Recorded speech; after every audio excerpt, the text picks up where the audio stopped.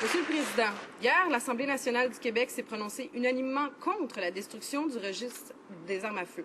Les familles québécoises ont payé pour ce registre et demandent qu'il leur soit maintenant rendu. Je pratique moi-même la chasse et le maintien de ces données ne limite en rien mes activités.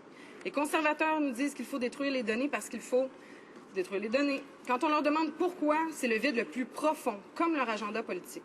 Ce gouvernement va-t-il enfin faire preuve d'ouverture envers le Québec et accéder à la demande du gouvernement pour le transfert des données? Bonne question. Madame la ministre d'État.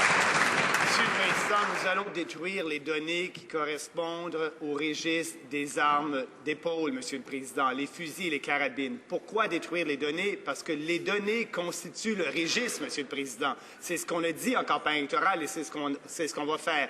Et je demande au gouvernement du Québec de respecter la Constitution canadienne. Cette législation-là, elle a été établie et bâtie selon le Code criminel et le Code criminel est de juridiction fédérale. C'est de nos pouvoirs. Nous faisons ce que nous devons faire et nous ne nous ingérons pas dans les champs de compétences des provinces. Et, Monsieur le Président, nous le faisons parce que c'est la meilleure chose à faire et nous avons des lois ici en cette Chambre pour prévenir la criminalité. Monsieur le Président, la collecte des données du registre d'armes à feu a demandé un investissement énorme.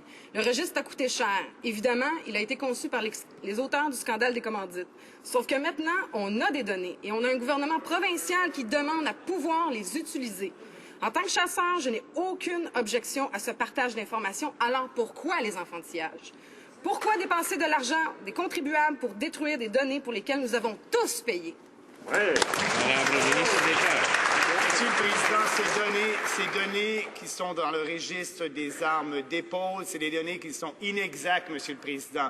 D'ailleurs, la vérificatrice générale l'a dit en 2002 lorsqu'elle a fait un constat sur ce scandale, comme vous venez de le dire. Ça a été le premier scandale libéral, ce registre-là, qui devait coûter 2 milliards, a coûté plusieurs millions de dollars, sinon près de 2 milliards de dollars au lieu de 2 millions. Et, Monsieur le Président, on se rappelle du deuxième scandale des commandites, c'est-à-dire l'autre scandale libéral, Monsieur le Président. L'important pour nous, c'est que ces données-là ne sont pas justes, comme la vérificatrice générale l'a dit en 2002. Et, Monsieur le Président, ce serait de faire un cadeau de grec au gouvernement du Québec.